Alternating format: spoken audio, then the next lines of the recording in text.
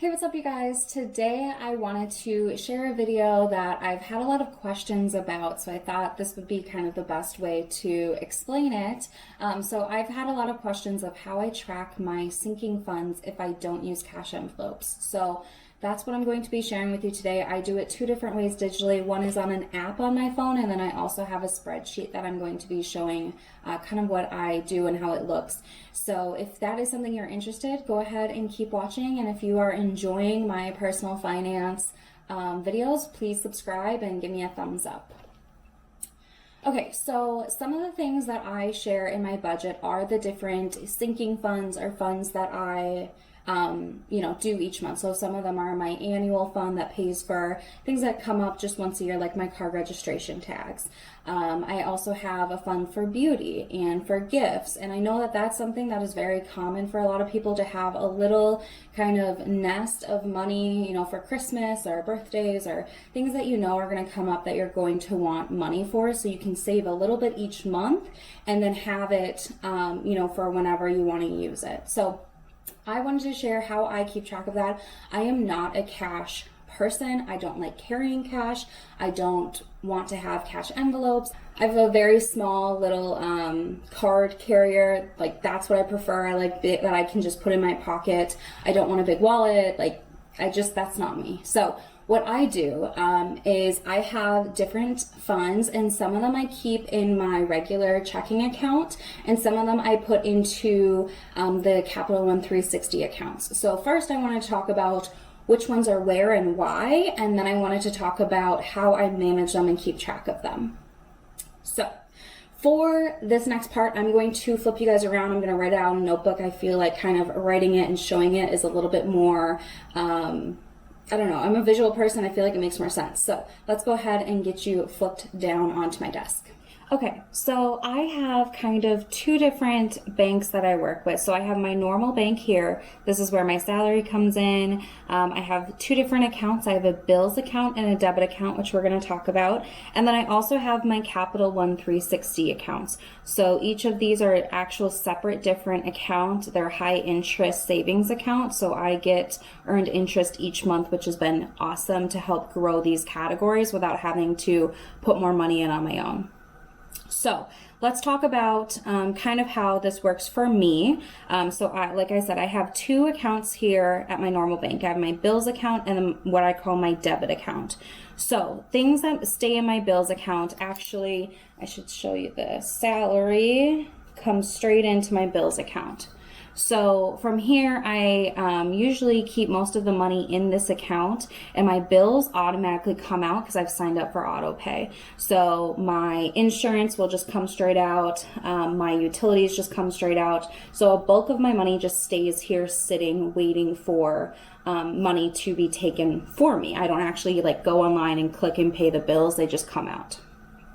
I also have my debit account. So this is linked to my debit card, which is a very poor drawing. I'm not good at drawing, but you get the idea. This is how I spend my money, is from my debit account most of the time. So for my debit card here.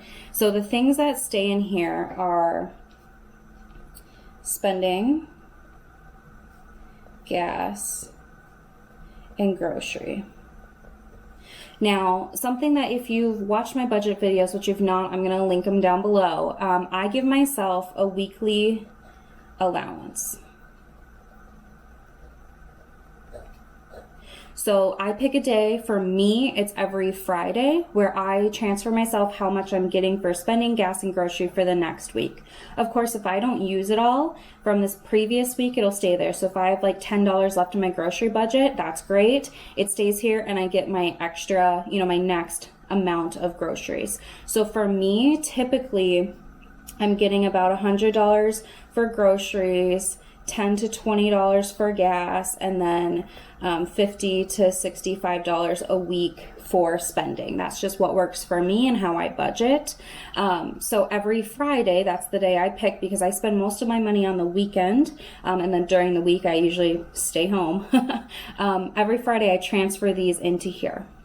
So I hold these three categories. I'm going to call it S, G, G. here. I hold most of that money here, and every Friday I transfer it down, okay? And then I just use my debit card to swipe and insert the chip and order online or do whatever I want to do with this money. So this helps me stay within my budget because this account only has this much money. I'm not going to transfer any more. What's in there is what I have to work with. So that's kind of how this piece works. Now to talk about funds, these are the funds that I have in my high interest savings account. I have my emergency fund, gifts fund, vacation, beauty, and annual. For me, these are categories I don't use as frequently as other ones. So the other ones that I'm going to write out here are utilities,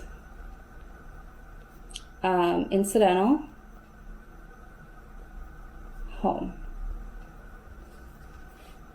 So these are the three that I keep over here in my bills account. The first one being utilities. When my utility bills are auto paid, I keep this at $300 always because my utilities have never been higher than that, and it keeps my budget kind of within a limitation of how much I'm gonna budget for. I don't have to worry about high months or low months. I just kind of keep it even. But my utilities come out of this account, so I don't want it over here in a Capital One 360 and have to transfer back. I just leave it stay there. My incidental is my cushion fund. So that's my something came up fund. I usually put about $50 a month in there. I keep that in my bills account so that if something comes up, I can transfer it into my debit account to use it. So these things are different for everybody, but I also let that build. So if I don't use the $50 this month, that's great. It just rolls over to the next month. The last one that I keep here is home, and this one usually gets about $30 a month. I don't put a lot towards that. It's for, light bulbs, batteries, kind of like random home things. I could potentially put this one in the Capital One 360, but I like to keep it in the bills just for quick access, that if I needed to, use it or transfer and supplement, maybe I go to the grocery store, I do all my groceries, and I also grab a pack of batteries. I can reimburse myself out of my home category for the cost of the batteries, just real quick and easy. So for me, this is what works to keep these three over here, and the rest of them I keep here. Now these ones I can transfer back and forth. It's about 3 days, which is perfect for your emergency fund. You want your emergency fund to be accessible and liquid, but not just sitting in this bills account, because how tempting would it be just to pull $10 or, oh, you know what, I kind of want to go out for drinks, just give me 50. Like, you have to keep it away, but close enough that you can get at it. Gifts, I usually don't buy gifts every single month, so for me, I'd rather have it sit here and build. Vacation, I'm also not usually spending out of here each and every month, maybe just a little bit. Beauty, same idea. Annual, same idea. So these are the ones that I'm using a little bit less frequently, and that's why I stuck them over here. Now I still can get the money. I also have a Capital One credit card, so it's easy for me to pull this money out that way and just pay it off once it's posted. But this is kind of how I manage where these are at. So I'm hoping that this was helpful for you to see how I have all of this set up. Next, I want to talk about the app that I use. So the app that I use here is, I keep it in my finance little section here. It's called envelopes. So what is a digital cash envelope. I'm hoping you can see this okay. So how this works is you can make a new envelope. So let's just call this one test. And you can pick different colors. Look at all these fun colors. So let's make it this bright yellow. Okay, so I have it all the way at the bottom here. So what I can do is I can add money in. So let's say that this is getting $100. It's a manual process, okay? So it doesn't check in with your bank accounts. It doesn't do it. You have to manually check it, which I prefer. It keeps me honest and on top of my finances. So I have $100 in here. Let's say I went to the store and I decided I was going to pick up maybe some new nail polish or something like that, and it cost me $15. Well, I can withdraw $15 there. I can also, if I come back in here, I can change the date. So maybe, oh, you know what, this actually happened on Monday. I can do that, and you can change the time too. I personally don't really track the time. And then I can also write a memo. So I can say nail polish stuff. and I can save it, and it's going to show me really quick here. So let's say that I go over. Let's say, well, I also spent $100 on Amazon. It will show me in a negative here. So it's very easy for you to add, to subtract. It truly is a digital cash envelope system. So you'll see that I have a lot of different things in here. Here's my spending, my groceries, my gas. I transfer into these weekly, so as it actually happens, and then I have a separate, and then I have a separate envelope just for my allowance, and you can see when I take out of this. So this would be when I'm transferring it from my bills account over to my debit account each week. I mark it in from the bills account leaving and going into the debit account for those different categories. So this is the app I absolutely love. I think it's very easy to use. It's very simple in the, context, but I really like it. So this is something I definitely recommend. I've been using it for probably, I think maybe 9 months now. I have the name of it down in the description box. It's always down there if you're interested. So definitely check that out. Okay, so that is how I manage it on my phone. I also have a master spreadsheet that I budget in before I share my paper budgets, where I write it out with you guys. So I'm gonna turn onto my computer and put the video of that up. I'm still gonna talk you through it though. So let me just get set up and we'll walk through that too. Okay, so I've mentioned that I budget in here before. So this is one of the pages that I have, and I keep track of each incoming and outgoing money, so payments that I am getting in my bank account, and then payments I'm making on different things. I keep track of every line item here. So I do it for every month. So you can see I have kind of a different color scheme. What you're not seeing is on the side here in my Google Sheets, I have the ability to hide. So let me just open it up so I can see every line item that's happened. This is March. And then I can go ahead and hide those rows again. So I'm gonna hide those just to make it clean. So once the month is done, I hide them and I don't look at it anymore. So right now we are in July, and what I do is I just put the date, the dollar amount, and then a little bit of a description. So here is the interest for my Capital One, and then across the top for all the columns are my different categories in my budget. So here's my vacation, if I'm making a debt payment, gifts, investing, annual, incidental, home, Miko, beauty, all of those things. And then at the end, I have my spending, gas, and grocery.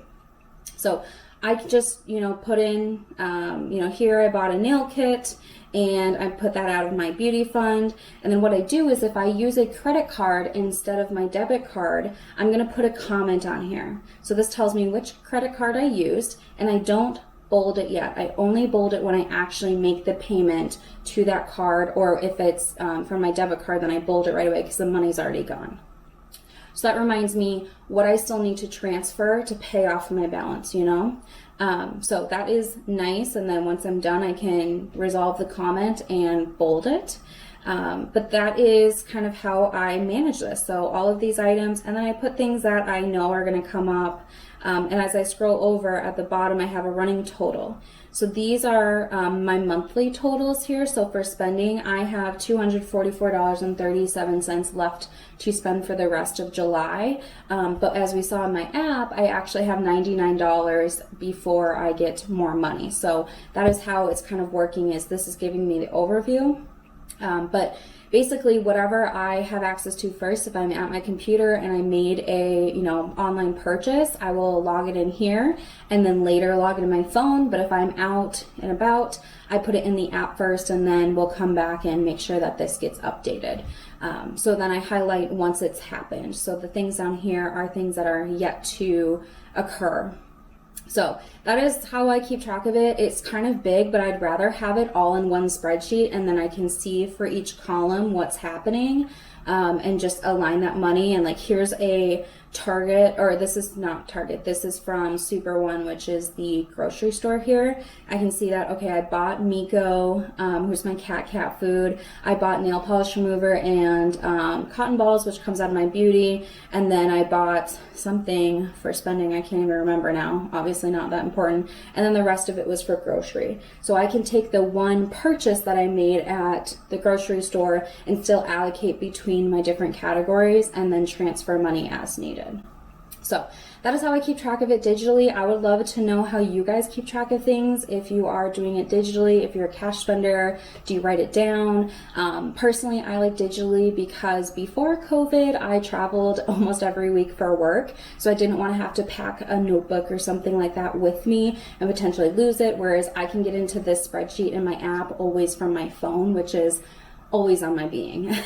So that is something that I find valuable with the digital instead of with, writing it down. But I think writing it down can be very useful too.